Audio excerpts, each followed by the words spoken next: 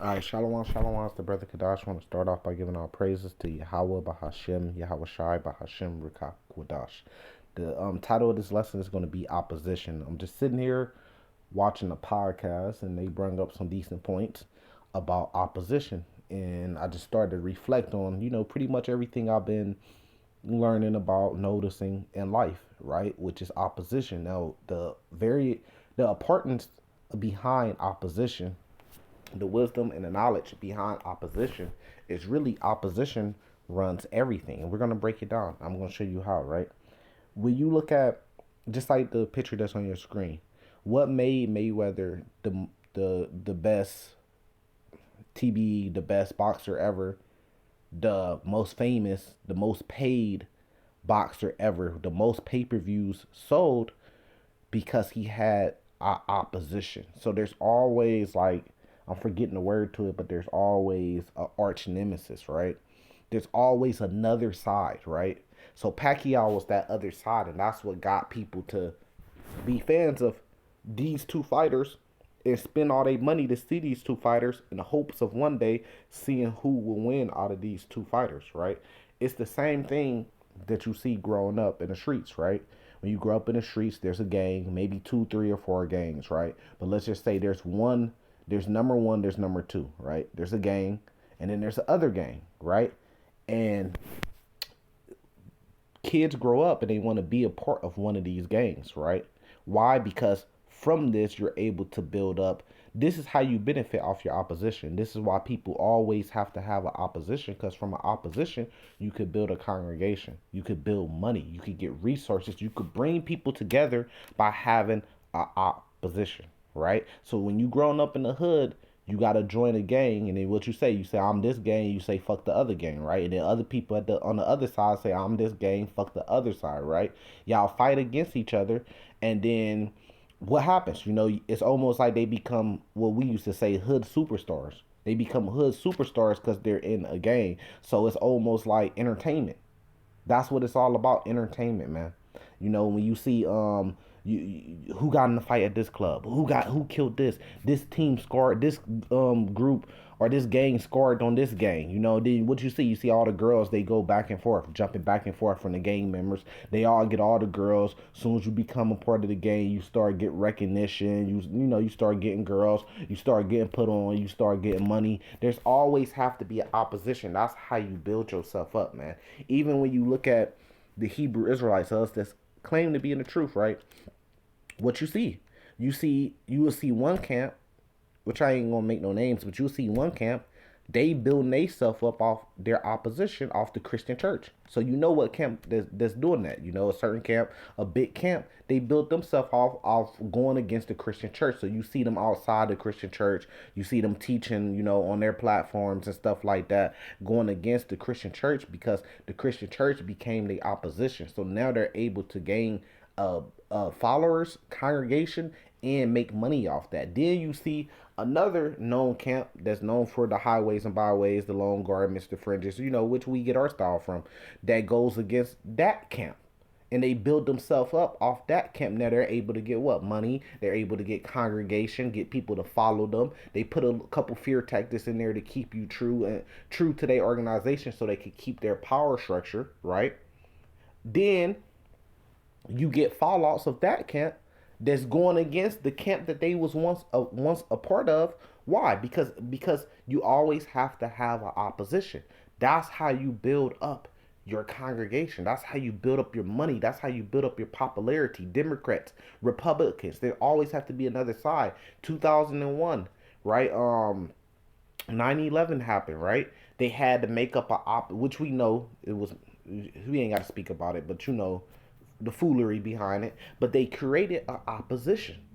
This is our opposition. That's how they get people to rally. That's how they get money. That's how they get congregation. That's how they get followers. That's how they get power over the people. When you look at Ukraine today, Ukraine, their opposition to Russia, and they done made more money than they probably ever made. You got all these countries sending weapons and money and help and stuff like that. So that's what it's always been about, man. You see, man, do it. When you go to somebody's page on YouTube and you see that all their videos is just super catchy. Every time you watch a video, you can't go 30 minutes throughout their video without hearing them talk about somebody else. Speaking about a situation is one thing, but talking about somebody else by name, now you're pointing out somebody, right? If you can't go through one of their videos without hearing them talk about something, that should raise a red flag to you that they're always talking about somebody else. Why? Because the reasons we just listed. Because of opposition, right?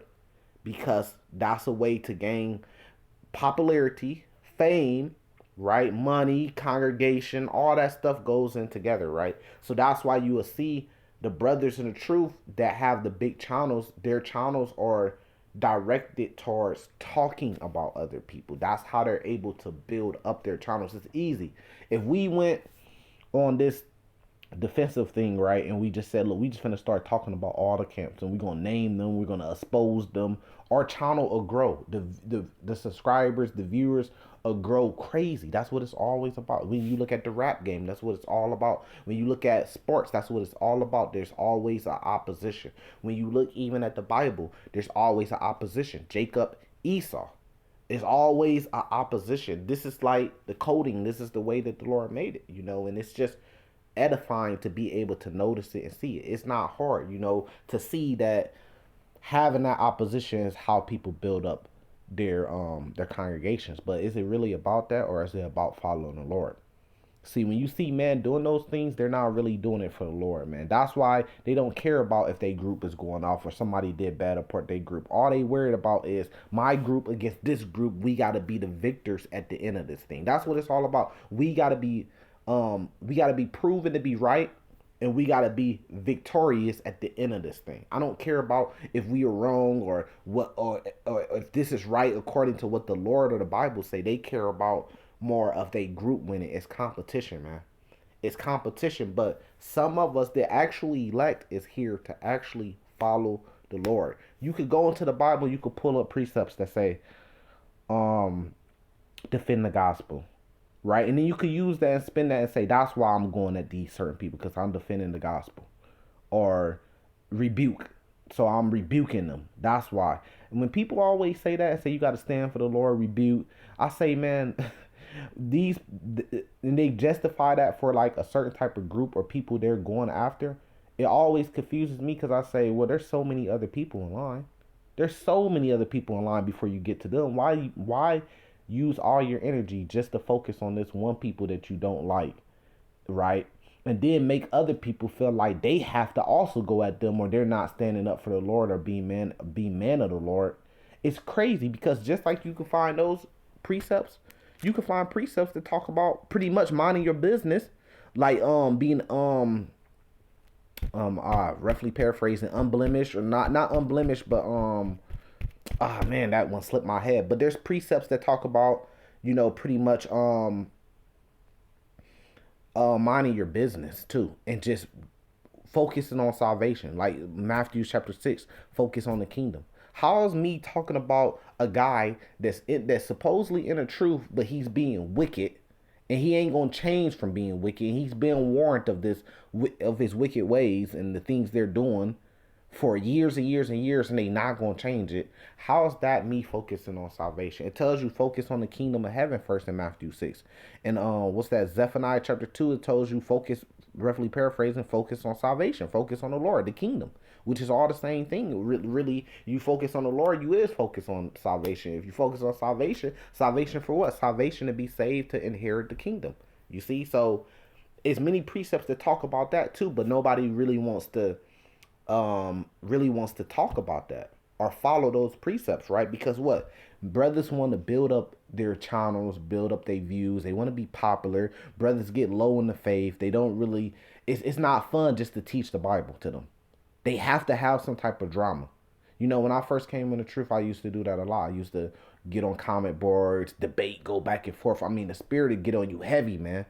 When you get in a nice debate, you pulling up precepts, you studying, that's keeping your oil going. So a lot of these guys that's been in the truth a long time, they done already talked about so much stuff in the Bible that it's hard for them to keep their oil going. That's why you always see them in drama. That's keeping them in the truth. They not really in it. They not really getting in these different situations in this drama for sincere reasons. It's not really for sincere reasons. It's really just to keep them going in the truth and keep their flame going and keep putting oil into pretty much keep putting oil into their car, right? To keep the car running. But you could have bad oil in your car. You could keep adding oil to your car. You still going to damage the car. At some point in time, you have to get an oil change, and you got to completely drain the bad oil and put the good oil in. And the good oil is focused, like we said, focus on salvation, the kingdom of heaven. But brothers, I mean, you just see it all the time. I see it so much every time I get on YouTube. I see this big camp going after this camp, this other big camp going after this camp, and then they all talk shit about each other, and then their views go up. And then they got all these people on their comment boards, this just zombies. You so right. You're right. All praise, double honors to you. Hey, your new teachings. And then they talking about the other side. I was caught up in that when I came in the truth. I'm happy that the Lord took me out of that, because we don't have to worry about that. We could just follow the Lord. But you got to realize, when you go to just follow the Lord, you ain't going to be cool no more. You ain't gonna get a lot of views, because people don't want to see you just talk about the Bible, because people ain't really real about this. People want to see drama, what you had to say to these people. Every time I made a video going at somebody, that video took off. If you go to my channel right now and you go to my highest views videos, which is in the thousands and thousands and thousands, you will see those videos was me talking about somebody. And that's why when the NFAC coalition, whatever, was around, and I was going at them, talking about them, it was hot. Views was going up. You see what I'm saying? Nobody really wants to just follow the Bible, man. And that's why you see so much division. And you're going to continue seeing that, because these guys really ain't in it for the Lord. And they really low on faith. They don't have faith, man. They don't really believe. So their whole thing is what can I do to keep me in the truth? Okay, I need to go join this group because I need to be around these brothers, because that make me feel good for brothers to validate me, to say good things about me. So you become a zombie and you become a pleaser of men. A man pleaser rather than pleasing the Lord. Or brothers say, man, I gotta watch this dude channel every day, hoping that he say something. Then I can come make a rebuke video because I caught him. And then brothers come on there like, man, that brother's crazy. Now you getting all this shalom, brother, you're right. He's crazy. And that make you feel good about yourself. See, I've never been that way. I never had to have a lot of people. And this is how the elect is. The elect are going to be loners. I never had to have validation from a lot of people. That's like high school basketball shit. Man, fuck that shit, man. Some dudes, they're like females. They have to have that validation from other people, or a lot of people talking good about them to make them feel good about themselves. And nobody never had to say anything good about me to make me feel good about myself. And if I had to say, I guess that it comes from my relationship I always had with the Lord. Before I knew the Lord's name, I always had a relationship with the Lord. I always had a personal relationship where I would speak to the Lord and I would get direction from the Lord. Just personally, just me. Now, does that mean, oh, well, I'm the leader of everybody? I'm not saying that. I'm just saying my personal life with me and the Lord. I always got my validation from the Lord. If I was doing things right, things would go good for me in life. If I was doing things wrong, I looked at it, okay, I'm fucking up, so I'm doing something wrong because things are going bad for me. Let me switch something up. That's how my life always been. Not if these motherfuckers like me. They ain't never get no fuck about what people think. I've seen so many of my friends go wrong trying to please people when we grew up. When we grew up, now this is carnal, but when we grew up, I was focused on getting money. I wasn't focused on being in the clubs all day, what clothes, buying Jordans. People were doing that to be man pleasers, to please everybody else. Now, when we're older, now I'm doing good for myself. They not, because you spent all your life trying to be pleasers of these people and trying to deal with these little girls out here while I was focused on the main picture. Why? It wasn't about money. It was about them. I'm grown now. Now I know I have to pay for my living, my home. I got to pay for a car, pay for gas, pay for food, pay for phone bill. I need to focus on securing this shit, because this shit ain't easy. See, I was more focused, but that's something corner, right? So this is a precept right here for you. Revelations 22, verse 11. He that is unjust, let him be unjust still. So what does that mean? Right? That means if a guy is unjust and he's wicked, or a camp is wicked, why you got to keep rebuking them every video is about them? Let them be unjust. You just teach the truth. That's what you see us do. And he which is filthy, let him be filthy still. This is Revelations 22, the last chapter of the Bible. Right? And he that is righteous, let him be righteous still. And he that is holy, let him be holy still. It just is what it is. It says, and behold, I come quickly, and my reward is with me to give every man according as his work should be. That's in red letter. That's Yahweh Shai. Yahweh Shai is going to come. He's going to judge all matters and judge all things. I ain't got to rebuke them. I might rebuke them, right? But once I rebuke them, they continue being wicked. I'm moving on. I ain't got nothing else to say about them. They wicked. They know they wicked. Ain't nothing else for me to say about it, man. If he righteous, he righteous. And that's pretty much what this is saying. Nobody really wants to pull this scripture out, but they want to. And you got to be able to see the tactics that go. Here's Slocky. Let me pause it. You got to be able to see the different tactics that like it's the same thing with the Christian and Catholic Church, man. They get you. They have an opposition that makes you want to. People naturally want to choose a side. That makes you want to choose a side, right? But they say it's God versus the devil. That's what they say, right? And you become a part of their congregation because you want to fight for this side, and then they come in with the fear tactics. This is no different than the groups right now that the Hebrew Israelite groups. You know, you want to go because this group was they be bullshit, they be off. I'm gonna join this group. I like how they get down. I like how they teach. I like they precepts and how they get down and stuff. You go join the group, and then here comes the chains. The chains is what? The fear tactics. You gotta fear me, or you gonna get kicked out.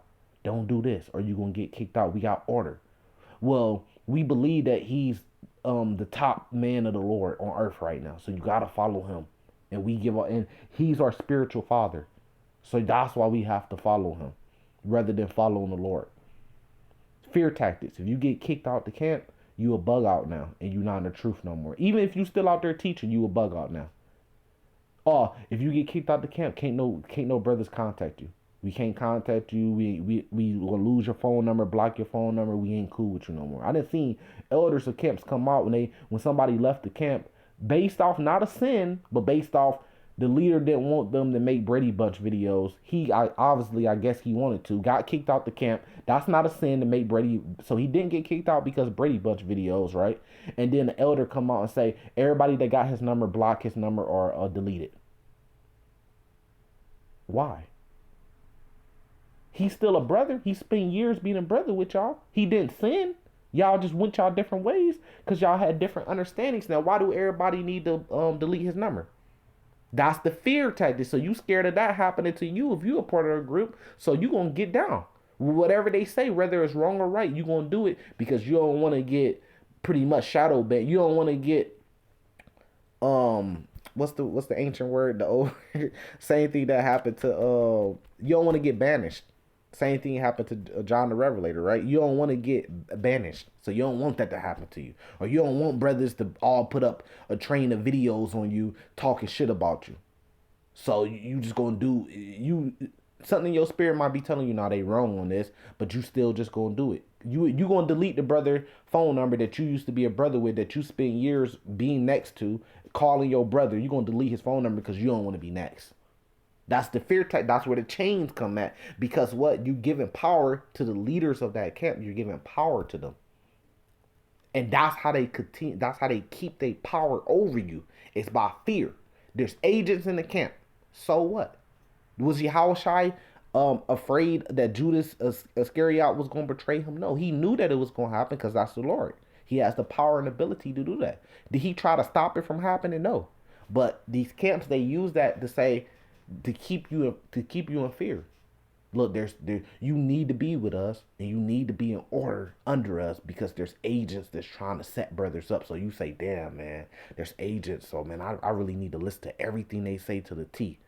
Because that's the only way, like, I believe they gonna get saved. So if I listen to everything they say, then I could possibly get saved too. And then these agents or these sneaky agents are around. You know what I mean? And the main people that talking about the agents in the camp, those are the agents in the camp. Have you not seen the movie Judas and the Black Messiah? So it's just things that, for those that adhere, to edify you on, things to watch out for. You got to just be able to step back. I always had this gift.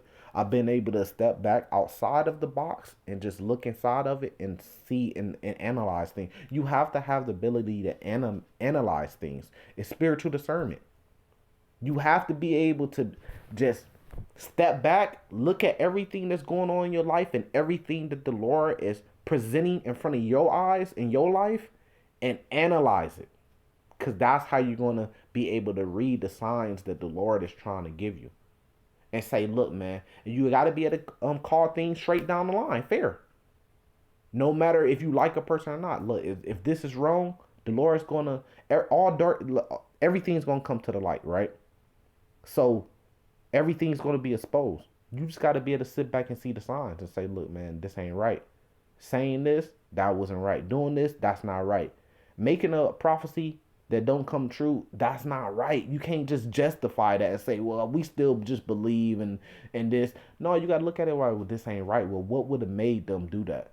Well, the same thing that's making you give all your life and your power over to man and not the Lord, it's the same thing that made them make the prophecies they made because they was giving their life over to their elders. You gotta ask yourself, like, if you get on a video, right, and if I say double honors to A and B, right? No, if I say double honors, let's just say I say double honors to C and D. Why am I not giving double honors to A and B, which was over C and D? If it's really about the order of the Lord and it goes all the way back to this one man, Abba Bivens, why not start my video, every video, and say I want to give double honors to Abba Bivens, I want to give double honors to the man on down until you get to your apostles. Because it's really not about that. You're following your apostles, you're following your men. You're following men. Rather than following the Lord. See, it'd be like little bullshit like that. You know what I mean? And then how can you say something bad about a brother that leads your camp and teach something different when the people you look up to did that exact same thing? So we talk about order, being in order. So you say, look, you have to be in this order all the way till the Lord comes back. That's basically what you're saying. My camp got this order. You have to be a part of it all the way until the Lord comes back, because this is the correct order. This is the order of the Lord. We believe the Lord is with these men, and he put the spirit through these men to set up this order. Okay, so then why they didn't follow the order of their elders? So that's a hypocrite. You be mad at me for what if he switched up the doctrine, he's a bug up. But at the end of the day, the people you look up to, they should have followed their elders all the way to the end till the Lord came back, right?